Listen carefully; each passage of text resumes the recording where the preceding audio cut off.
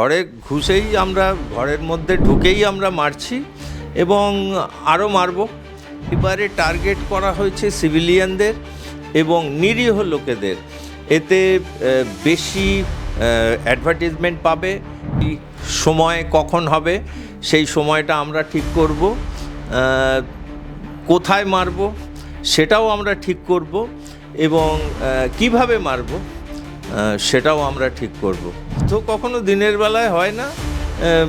সেই মহাভারতের সময় যখন কুরুক্ষেত্রের যুদ্ধ ছিল তখন সূর্য ওঠা থেকে সূর্য অস্ত পর্যন্ত হতো। সারা পৃথিবীতে যুদ্ধ রাত্রিরে হয়। আমাদের যত এক্সারসাইজ আমরা আর্মিতে করেছি সেখানে 8 আওয়ার মানে অ্যাটাকিং টাইম হচ্ছে সন্ধ্যে 8টা থেকে। সুতরাং রাত্রিরের অন্ধকারেই এখন ওই উপস্থিত যুদ্ধ হয়। India is so powerful, India is going to be the third economical power in the world.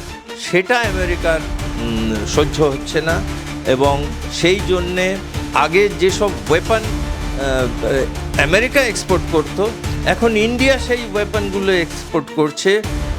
আমি শুনলাম 32,000 কোটি টাকার Indian weapon has been sold last year. যে যারা যুদ্ধে যায় তারা যুদ্ধ চায় না, যারা যুদ্ধে যায় না তারা বেশি চেঁচামেচি করে যুদ্ধ হোক যুদ্ধ হোক। যুদ্ধে যাওয়া মানেই একটা দেশের ক্ষতি, লোক মারা যাবে, পয়সা লাগবে। 800 কিলোমিটার রাস্তার প্রত্যেকটা জায়গাতে বিএসএফ ক্লোজ করবে। আমাদের প্রত্যেকটা জনতা এবং পশ্চিমবঙ্গের পুলিশেরও রেসপন্সিবিলিটি যাতে unauthorized people should not enter in West Bengal. Newly married মহিলারা যারা বিধবা হয়েছেন তাদের উদ্দেশ্যে এই নামটা সিঁদুর দেওয়া হয়েছে। সকলের কাছে এখন একটাই প্রশ্ন, ভারত কি দ্বিতীয় প্রত্যাখ্যানের জন্য প্রস্তুত রয়েছে? এই মুহূর্তে আমাদের সাথে রয়েছেন প্রাক্তন সেনাকর্তা কুণাল ভট্টাচার্য। দাদা, আপনাকে বাংলা হ্যান্ডে আমি স্বাগত জানাচ্ছি। ভারতবর্ষ তথা বিশ্ববাসী যে দিকে তাকিয়ে রয়েছে, দ্বিতীয় কি অপারেশন সিঁদুর হতে চলেছে? কারণ অনেকেই চাইছেন যে যুদ্ধ হোক। হ্যাঁ, এটা তো সিঁদুর 1, সিঁদুর 2, 3 আমি তো ক্লিয়ারলি দেখতে পাচ্ছি। এটা প্রথম, পিকচার अभी बाकी है। না ঘর মে ঘুসকেই তো হাম মার রাহা হ্যায়। অলরেডি যে কটা 9টা জায়গাতে কালকে অ্যাটাক হয়েছে সেগুলো সব পাকিস্তানের মধ্যে। সুতরাং ঘরে ঘুষেই আমরা ঘরের মধ্যে ঢুকেই আমরা মারছি এবং আরও মারব। তবে সেই সময় কখন হবে সেই সময়টা আমরা ঠিক করব, কোথায় মারব সেটাও আমরা ঠিক করব এবং কিভাবে মারব সেটাও আমরা ঠিক করব। সুতরাং সিঁদুর 2, সিঁদুর 3 etcetera is very much possible. ঘর মে ঘুষকে মারেঙ্গে এটা মোদিজির একটা ডায়লগ। তোমরা হয়তো ছোট জানি না, যখন এলকে আদবানি হোম মিনিস্টার ছিলেন তিনি এরকম ক্রস বর্ডার ঘরে মে ঘুষকে মারনা এই সিস্টেমে বিশ্বাস করতেন না এবং সেই জন্যে ভারতীয় আর্মিও অ্যাটাক করেনি পাকিস্তানের ভেতরে ঢুকে। এটা political decision, but Indian army was as good as ever and Indian army was well trained for all the eventualities to maintain the integrity of India. আচ্ছা, উরির অ্যাটাক আমরা দেখেছি। উরির পরে এই যে অপারেশন সিন্দুর যেটা করা হয়েছে গতকাল গভীর রাতে, দুটোর মধ্যে পার্থক্য কি? মানে সেটা উরির থেকে কি এক ধাপ এগিয়ে গেল? না, উরিতে একজন আর্মির ক্যাম্পের ওপর অ্যাটাক করা হয়েছিল। সেখানে হয়তো 9 জন বা 13 জন এরকম কিছু মারা গিয়েছিল।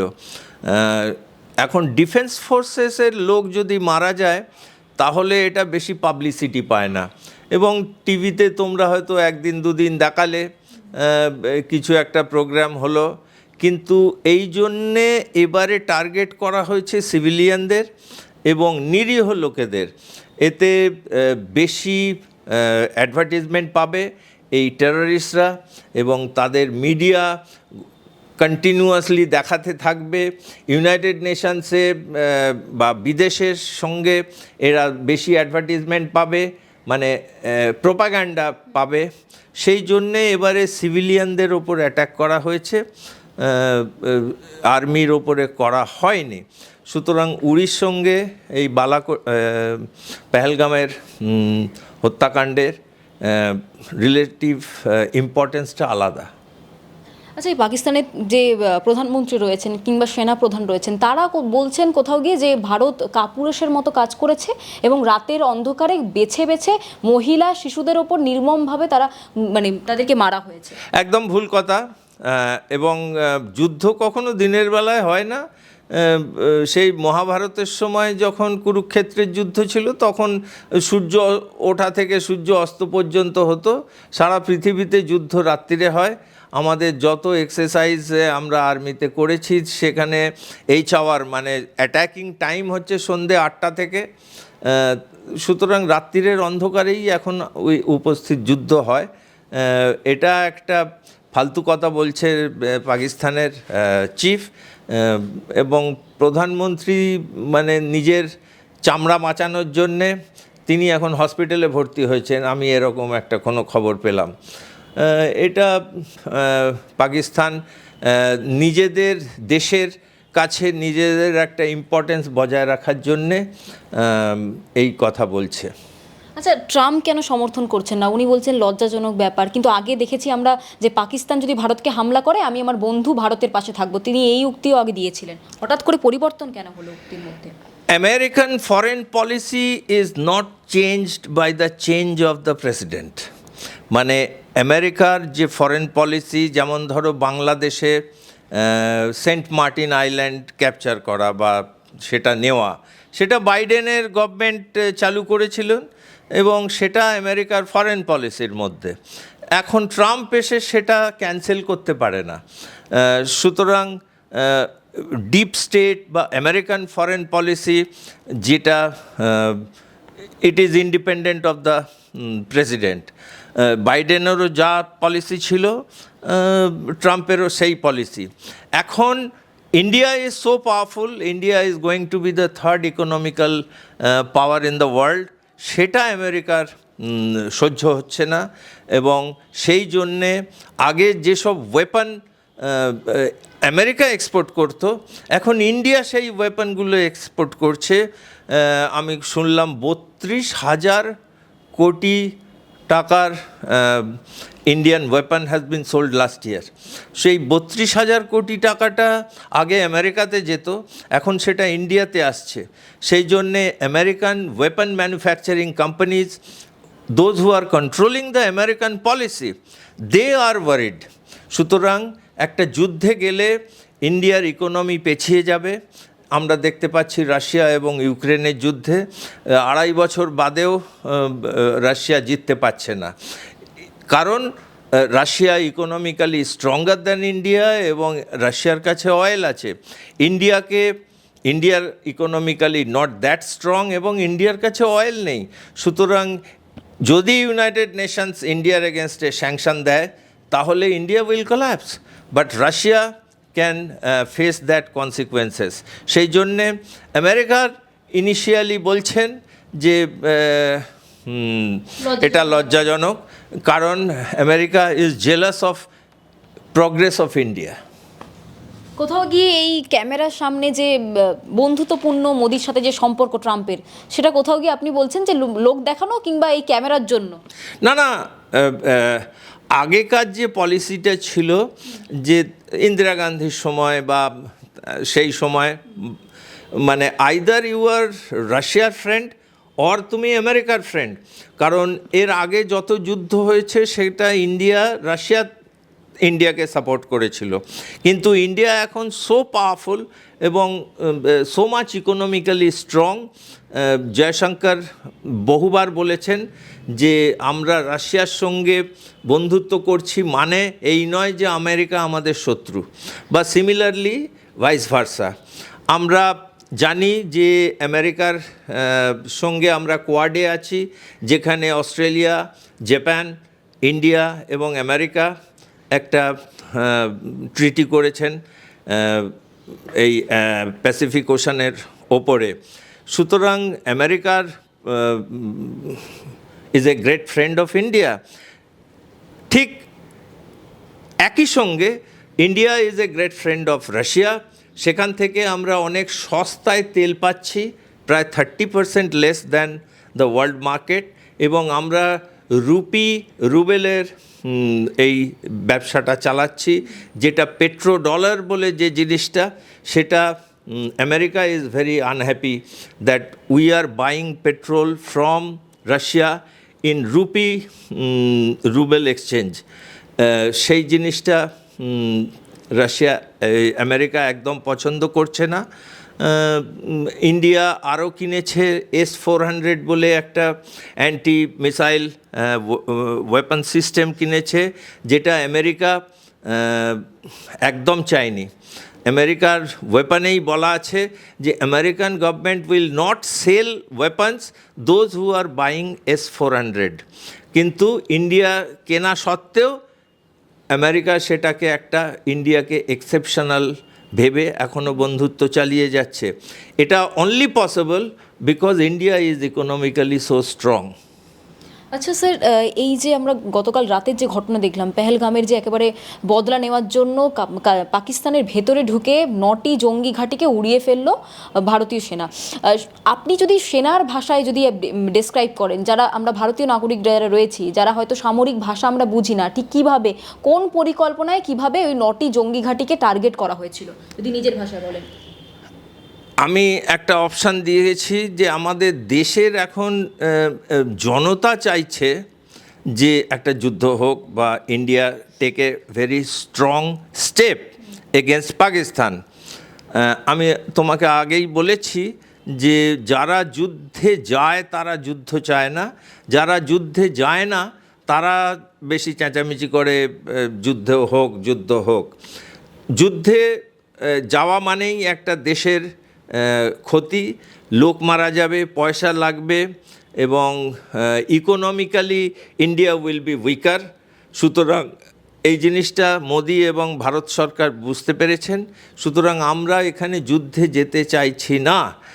এখন এই যে 9খানা জায়গা আমরা চুজ করেছি, ভারতবর্ষ বলেছেন, এবং আজকে ডিফেন্স সেক্রেটারিও স্টেটমেন্ট দিয়েছেন। তারপর 2 জন মহিলা, একজন আর্মির মহিলা, একজন এয়ারফোর্স মহিলা, তারা স্টেটমেন্ট দিয়েছে।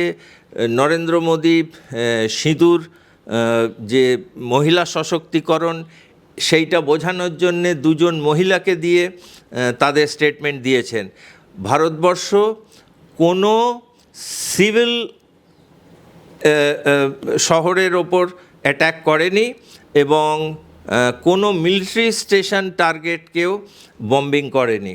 সুতরাং Bharat identified the terrorist camps, যেখানে টেররিস্টদের ট্রেনিং দেওয়া হয়, সেই সব পার্টিকুলার জায়গাগুলোতেই বম্বিং করা হয়েছে। আইদার মিসাইল দিয়ে অ্যাটাক করা হয়েছে, অর আর্টিলারি দিয়ে বম্বিং করা হয়েছে, অর এয়ারফোর্স আমাদের সুখোই, রাফায়েল, মিরাজ 2000 ইত্যাদি প্লেন দিয়ে অ্যাটাক করা হয়েছে। আমরা ভেরি স্পেসিফিক টার্গেটে অ্যাটাক করেছি। ইট is not A random attack, এবং ভারত কন্টেন্ড টার্গেটের ওপরে লিমিটেড অফেন্সিভে ইন্ডিয়া এখন পাকিস্তানকে অ্যাটাক করছে। It is not a full scale war. Sir, পাকিস্তানের সাথে ভারতের যে সীমা রয়েছে কাশ্মীর, সেখানে দীর্ঘদিন ধরে এই জঙ্গি ঘাঁটির জন্য ভারত পাকিস্তানের মধ্যে সম্পর্ক খুব একটা ভালো নয়, কিন্তু বিগত কয়েক মাস ধরে আমরা দেখছি মুর্শিদাবাদ এবং মালদহ যে জেলাগুলি মূলত এই রাজ্যের সাথে বাংলাদেশের সীমানা ভাগ করে নিচ্ছে, সেখানে উত্তেজনা ছড়িয়ে রয়েছে। কোথাও কি এই রাজ্য সরকার কিংবা ভারত সরকারের কি এই বাংলাদেশের সাথে ভারতের যে সীমাগুলি রয়েছে, পশ্চিমবঙ্গের যে সীমাগুলি রয়েছে, সেটি নিয়ে একটু বেশি গুরুত্বপূর্ণভাবে ভাবা দরকার? এটা তো নিঃসন্দেহে বলা যায়, কারণ ভারতের সঙ্গে বাংলাদেশের, মানে পশ্চিমবঙ্গের সঙ্গে বাংলাদেশের প্রায় 2200 কিলোমিটার বর্ডার আছে। তার মধ্যে মালদায়ের ওপর থেকে, যেটা নর্থ বেঙ্গলে, সেখানে ল্যান্ড বর্ডার এবং সেখানে ফেন্সিং দেওয়া আছে, কিন্তু মালদাহের নিচে মানে ফারাক্কার নিচে একদম সুন্দরবন অবধি ইছামতি নদী হচ্ছে আমাদের বর্ডার, এবং এটা প্রায় 600, 700, 800 কিলোমিটার লম্বা রিভার রাইন এরিয়া। সেখানে ফেন্সিং দেওয়া সম্ভব নয়, এবং সেখান দিয়ে যথেচ্ছভাবে বাংলাদেশিরা বা রোহিঙ্গিয়ারা বা অ্যান্টি সোশ্যাল এলিমেন্টস তারা ভারতে অনুপ্রবেশ করছে। এবং বারবার আমাদের পশ্চিমবঙ্গ সরকার বলতে চাইছে যে border security is border security ফোর্সের রেসপন্সিবিলিটি। এটা সম্ভব নয়। সারা এই 800 কিলোমিটার রাস্তার প্রত্যেকটা জায়গাতে বিএসএফ ক্লোজ করবে। আমাদের প্রত্যেকটা জনতা এবং পশ্চিমবঙ্গের পুলিশেরও রেসপন্সিবিলিটি যাতে unauthorized people should not enter in West Bengal. এটা ইজ এ ডুয়েল রেসপন্সিবিলিটি। তো কোথাও গিয়ে কি এই যে কাশ্মীরে উত্তেজনা রয়েছে সেখান থেকে শিক্ষা নেওয়া দরকার এই রাজ্য সরকারকে, যে আগে থেকেই একটা প্রিকশন নিয়ে রাখা, যেহেতু বাংলাদেশের সাথে ভারতের সম্পর্ক খুব একটা ভালো নয়। এটা একটা কি বলবো, এটা একটা ন্যারেটিভ। হ্যাঁ, ন্যারেটিভ প্রথমে বাংলাদেশের যে পলিটিক্যাল সিচুয়েশান হয়েছিল, ন্যারেটিভের সঙ্গে কনকোর্সের কোনো সম্পর্ক নেই। ন্যারেটিভ হচ্ছে একটা গল্প। বাংলাদেশে আমরা দেখেছি যে এই ঝামেলাটা শুরু হয়েছিল একটা ছাত্র আন্দোলন দিয়ে, এবং সেখানে বলা হয়েছিল যারা স্বাধীনতা সংগ্রামে রিজার্ভেশন পাচ্ছে তাদের বিরুদ্ধে, কিন্তু এটা একটা গল্প। আসল কনকোর্সটা ছিল শেখ হাসিনাকে তাড়ানো। তো সেই জন্যে আমাদের হাতির দাঁত যেরকম একটা দেখার জন্যে আর একটা খাবার জন্যে এই ন্যারেটিভ একটা বানানো হয়েছে যে বাংলাদেশের সঙ্গে সম্পর্ক খারাপ করো, উত্তেজনায় ভারতবর্ষকে যুদ্ধে লিপ্ত করো। This was the main aim. কারণ আমরা দেখেছি রাশিয়া 2.5 বছরেও তারা ইউক্রেন জিততে পারেনি, এবং রাশিয়ার economy সারভাইভড because Russia had oil, ইন্ডিয়ার অয়েল নেই, সুতরাং ইন্ডিয়া উইল কোল্যাপস। এবং এই যে ভারত বিদ্বেষী আমেরিকান ফোর্স এবং ডিপ স্টেট যেটা বলি, এবং ভারতের ইত্যাদি ইত্যাদি যেসব অ্যান্টি ইন্ডিয়ান ফোর্স রয়েছে, তারা সবাই চাইছে ভারত একটা যুদ্ধে লিপ্ত হোক।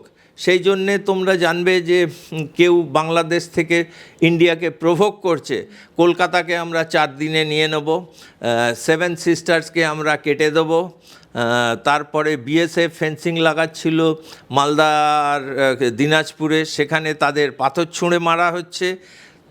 তারা চাইছে যে ভারত একটু গুলি চালাক এবং সঙ্গে সঙ্গে একটা ইউনাইটেড নেশনসে গিয়ে একটা ভারতের নামে কোনো স্যাংশন কমপ্লেন করুক, কিন্তু ভারত সেই জিনিসটা বুঝতে পেরেছে এবং সেই ফাঁদে পা দেয়নি।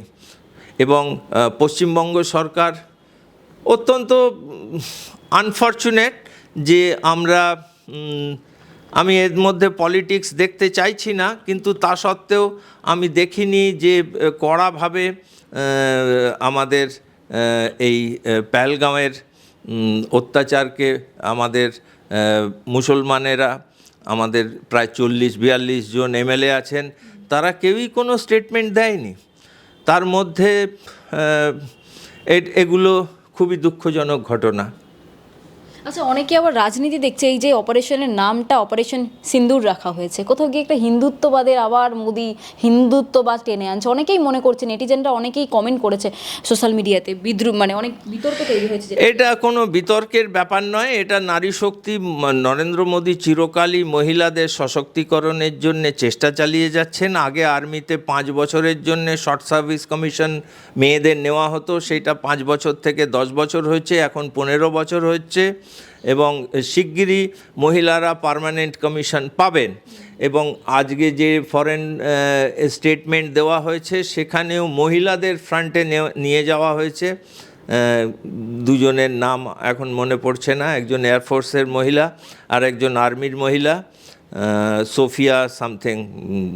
তো সেটা ইভেন ইন্ডিয়া যখন ফ্রান্সে তার মার্চিং স্কোয়াড পাঠিয়েছিল বাস্তিল ডের প্যারেডে, সেখানেও একটা মহিলা কন্টিনজেন্ট গিয়েছিল। আমরা প্রত্যেক বছরই দেখতে পাচ্ছি 26শে জানুয়ারিতে রিপাবলিক ডে প্যারেড যেটা দিল্লিতে হয়, সেখানে মহিলাদের টলি বা কন্টিনজেন্ট আমরা দেখতে পাচ্ছি।